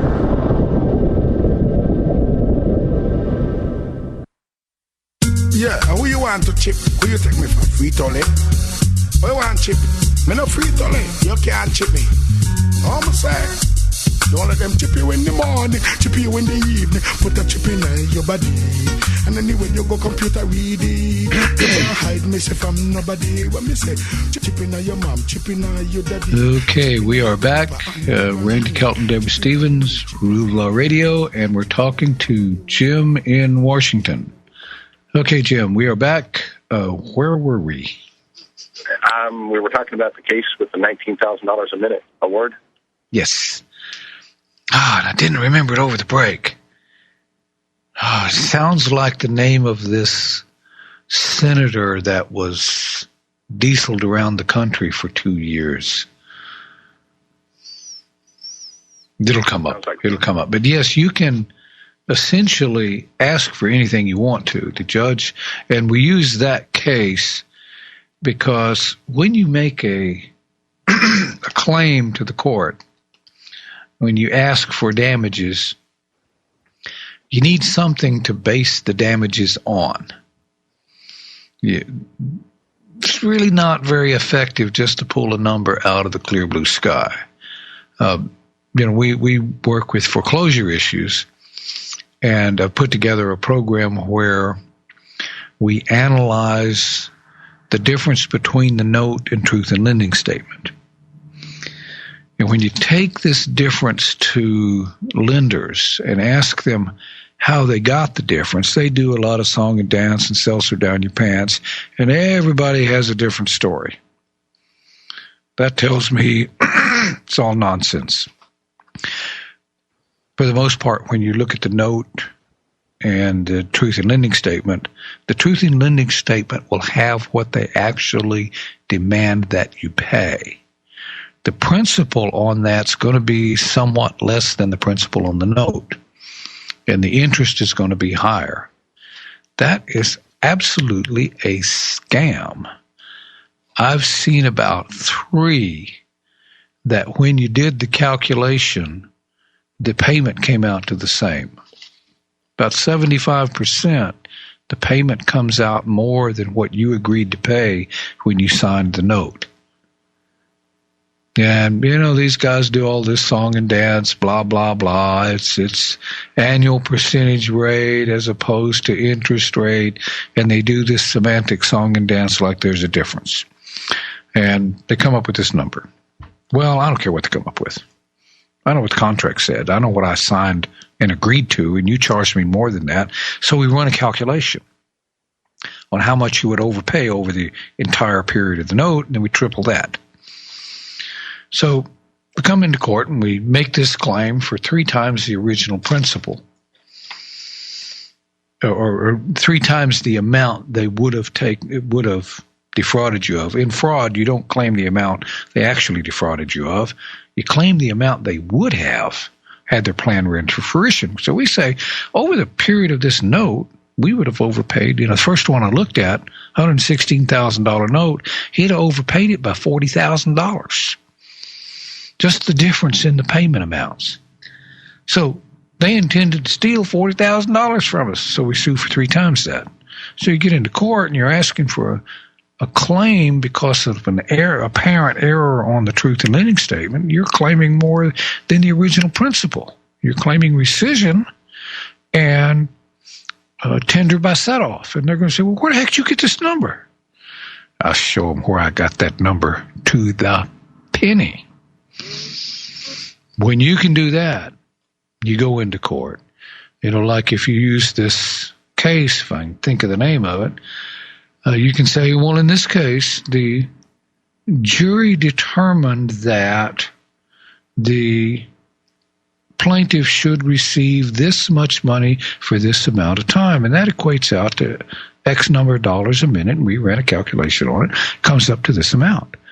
And the other side's going to jump up and down, wave their arms, and have themselves a conniption and say, how you don't deserve that, and blah, blah, blah. But in the end, the jury's only going to remember one number. And that's the number you walked in the door with if you can support it. If you walk in the door with a number you can in no way support, they're going to remember that, and they're likely to blow you out altogether. But if you can show how you got that number, even if the other side disagrees with it, they can bicker and you can haggle back and forth and knock that number down. But when it comes time for the jury to rule, they're going to remember the one you walked in the door with. So we want to get one as high as we can, but not this pie in the sky, pull $10 billion out of the sky and make the claim. All that'll do is get the jury to feel like you're unreasonable and you're trying to hoodwink them all, and they're likely to give you nothing. So does that all make sense? Yes, it does. There's no hard and fast rule here. Okay. Another question I had, I called into Agenda 21 the other night, talked to them, and I wanted to get your opinion too. If you go after a public official, are you able to sue as well as go after their bond? Oh, okay. Going after their bond is a suit. Their bond is insurance. I guess what I'm asking is if you go after them personally in a lawsuit and professionally in a lawsuit, do you still have the ability to go after their bond? No. The bond indemnifies them against the claim you would make in the suit. Now, since the bonding company bonds them, you can go after the bonding company directly. But if you do, that's your claim. And if your claim is greater than the amount that you win from the bonding company, now if you settle with the bonding company, you write off your claim. But if you get a claim against the bonding company and your claim is higher than the amount you get, then you can still come back after the judge for the difference. But as to them being separate, no, they're not separate. Okay. All right. Yeah. It's just like if you got full coverage on your car and somebody wrecks into it, the insurance pays you off. You can't go get the other guy to pay you off again because you've been made whole. Could you separate some of the crimes against you, like say go after them for false imprisonment on the bond and then go after them for other things on a regular lawsuit, or is it all? Oh, yes. Okay, that's a good question. Criminal and civil do not necessarily have anything to do with one another. Right. If you file against them criminally and sue them, the courts will get real excited if you come into the civil court and say anything about the criminal accusations. It's not, I can't find it anywhere in law, but the courts will say you cannot use criminal prosecution to gain advantage in civil litigation. Well, they say that, but yes, you can if you do it right. And the way to do it right is you sue them and then you file criminal charges against them. And in the civil suit, you never, ever mention one word about the criminal charges. And if the other side says one word about it, move for a mistrial. So they know you're hammering them on the criminal side, but they can't come into court and say a word about it unless you do. And if you do, good chance you're going to get sanctioned. And they hope that you do. And if you don't, they'll really hate that because they can't bring it up. And they have to suffer it will have its effect on them. And you can do it as long as you don't bring it up. And there's something about somebody that's taking shots at you and you just can't do anything about it. That's what I like about bar grievances, judicial conduct complaints, and criminal complaints. Once you make the criminal accusation, that's why when I'm in court and ask the bailiff to drag the judge down off the bench, judge sits there and keeps his mouth shut because this is a whole other animal. Now I'm accusing him of crime. If he says a word now, that goes tampering with witness, obstruction of justice. And that stuff gets real serious real fast. So they tend to keep their mouth shut. Hang on. We're about to go to break. This is Randy Kelton, Deborah Stevens, Eddie Craig, Rule of Law Radio. We're coming up on our last segment. Our phone lines are empty, so give us a call if you have a question or a comment. Our call-in number, 512-646-1984. We'll be right back.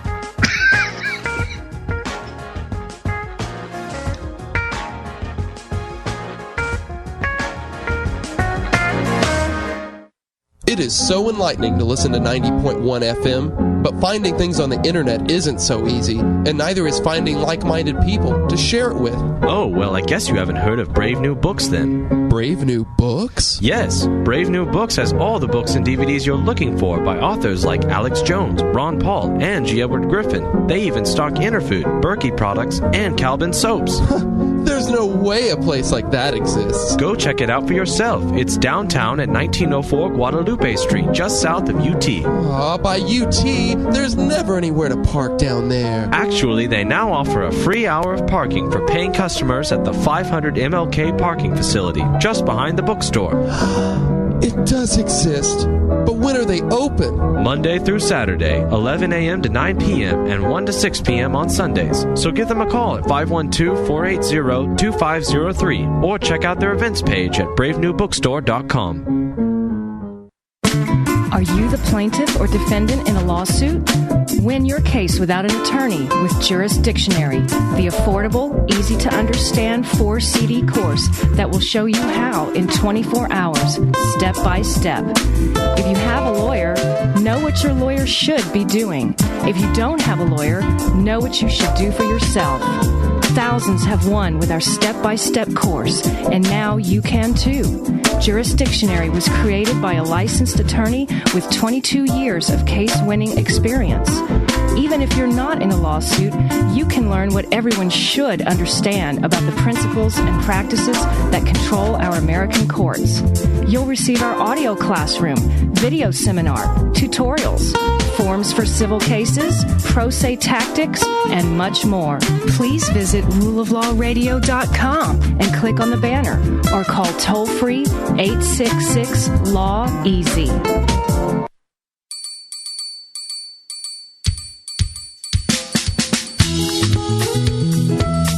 Hello? Oh, man, in jail? You got busted, man? Oh, man, I'm broke, dude. Okay, we are back. Randy Kelton, Deborah Stevens, Rule of Law Radio, and we're talking to Jim in Washington. Jim, do you have any other questions or comments for us? Well, yeah, I'm not sure I kind of got my question out the way I wanted it. If you have 6 issues you could go after their bond for, can you go after just one of them and then sue for the other 5? Or that's kind of a technical question. I think it's going to depend on whether the 6 issues would be considered separate incidents. Okay. Like if you rammed into the back of me, knocked me across the intersection, spun me sideways, and then you had enough momentum to smash into my door, I wouldn't be able to make 2 claims for that. It'd all be one claim. This would be more along the lines of I tase you, I arrest you for no reason, I charge you with false charges and that type of thing. Kidnapping. Yeah, all of that. Yeah, that would all. It kind of depends. If you have more than one person, if you're arrested for no reason, did they abide by all the due process rights? Oh, no. Have you been to my jurisprudence website? Yes, I have a while back. I haven't been there recently. Go back and reread the habeas corpus, top frog on the left. Okay. It's written in Texas law, but it follows the federal model standards and starts out with a federal case. But go through that. Those are the steps they're supposed to go through. If the policeman did an improper arrest and didn't take you directly to a magistrate, you got lots of stuff to throw at them. Well, you keep these guys jumping through hoops till they get old. That's what I see. My purpose is I want to go after his bond because I want to make sure he cannot, he loses his badge and he can't do this to anybody else. But I also don't want to let him off financially either. So you're saying you want his bass boat? Yes. But good. More importantly is the badge. I want to make sure he can't hurt anybody else the way he did me. So that's why I was wondering if there's a way to do both. Absolutely. The criminal and civil are absolutely separate. You can probably hurt him more with the criminal than you can the civil. But both of them will give him a lot of grief. Right. And if you use the civil to come, or even both civil and criminal, to come back after everyone in the chain, he does the arrest, he brings you to jail. the jailers take you into custody. Did the jailers question the officer to see if the officer had brought you before a magistrate? And if they didn't, did the jailers make a due diligent effort to locate a magistrate? Or did they just book you into jail first? They just booked, if they booked you, and laughed at me because I was asking for a magistrate. Oh, they thought it was funny. We'll see how funny it gets when you come back after them criminally. Right. Oh, the jailers, when they arrested me in Williamson County, they were saying, "Man, don't come after us. We're just doing our job." So what they'll do is the jailers will be really upset at this guy for getting you so upset and self-righteously indignant because you felt mistreated so badly that you came after them. Everybody's going to be mad at this guy. Right. Especially his bosses. Is this guy county or city? That's a county deputy sheriff. Oh, good. You get to go after the county commissioners. You get to go after the sheriff. You get to just really make a nuisance of yourself.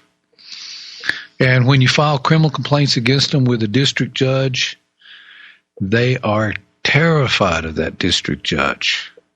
And when you file criminal charges against him with the district judge and the district judge doesn't do his job as a magistrate, then you file against the district judge.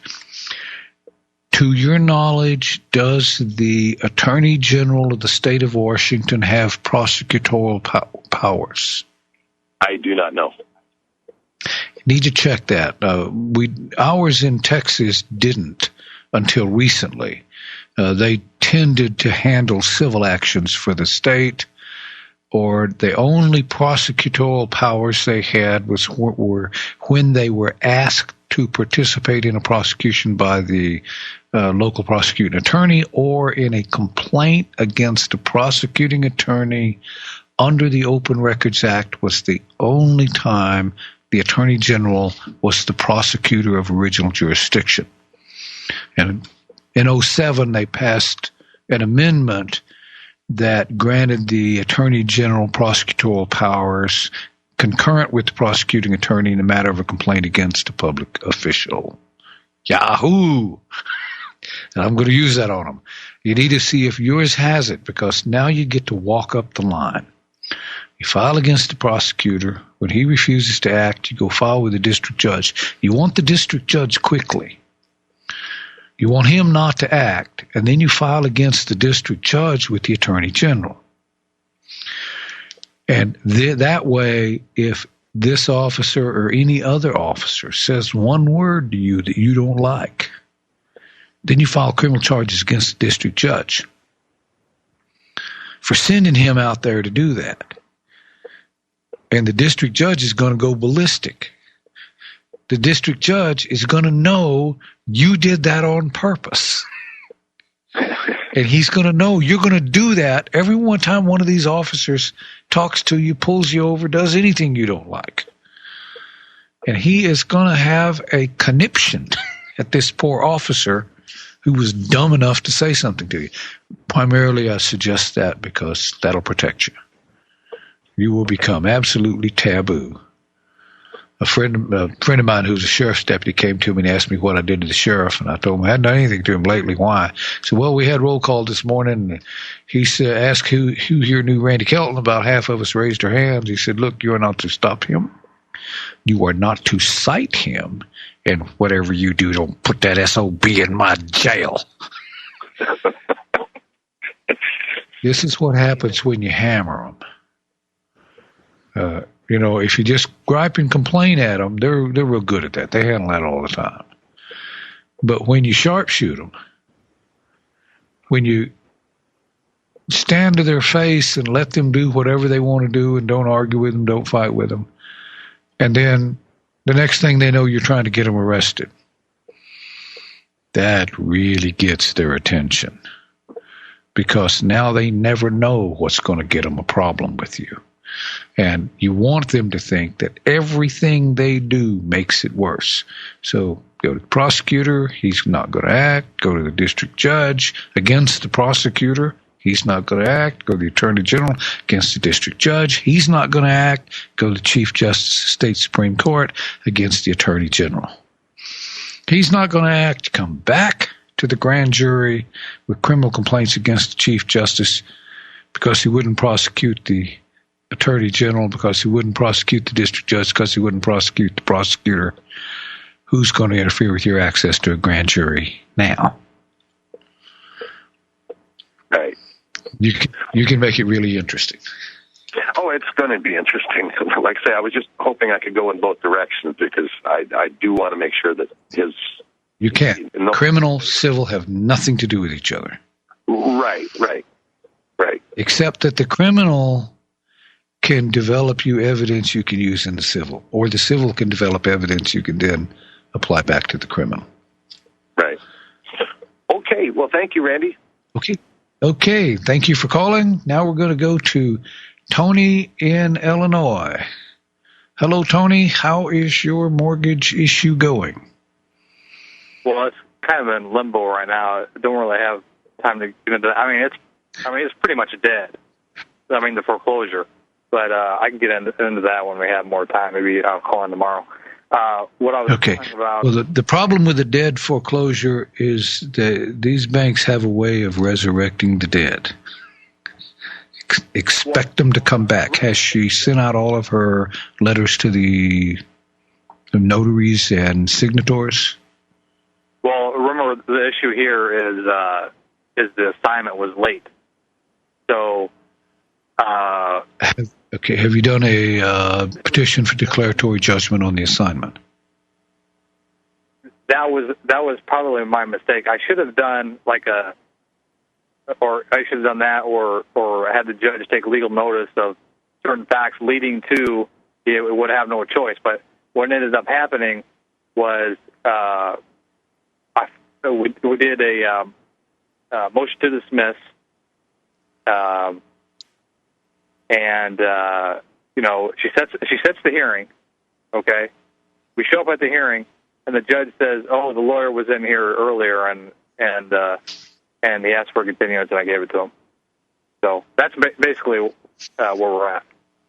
I mean, they're not going to have anything. Okay, if your law is like the federal law and like our law, yeah. In order to get a continuance, he had to file a timely motion, give you. Oh, I'm sorry. Has he asked for a continuance before? I'm not sure. It wasn't one of their main attorneys. They actually had another guy from a different town come in to show up, and I later saw that he filed an appearance, but not a motion for continuance. And I was pissed when the judge did that. Yeah, you need to bill the other attorney for your time. He'll love that. Just send him a bill, just like you would anybody else for your time, and you're expensive. I'll try to call on tomorrow and get into the rest of Yeah. it. Okay. Give us a call tomorrow. We'll have a lot more time. Okay. This is Randy Kelton, Deborah Stevens, Rule of Law Radio. This is our Thursday night show. We thank you all for listening, and don't forget our fund drive. We still have the AR-15 up. $20 will get your name in the hat. We have a number of other advantages we can give you, and I've actually got my soap made finally, and I'll be sending that out this week. Thank you for listening. We'll be back tomorrow night. Bibles for America is offering absolutely free a unique study Bible called the New Testament Recovery Version. The New Testament Recovery Version has over 9,000 footnotes that explain what the Bible says, verse by verse, helping you to know God and to know the meaning of life. Order your free copy today from Bibles for America. Call us toll-free at 888-551-0102 or visit us online at bfa.org. This translation is highly accurate, and it comes with over 13,000 cross-references, plus charts and maps, and an outline for every book of the Bible. This is truly a Bible you can understand. To get your free copy of the New Testament Recovery Version, call us toll-free at 888-551-0102. That's 888-551-0102. Or visit us online at bfa.org. You're listening to the Logos Radio Network at logosradionetwork.com.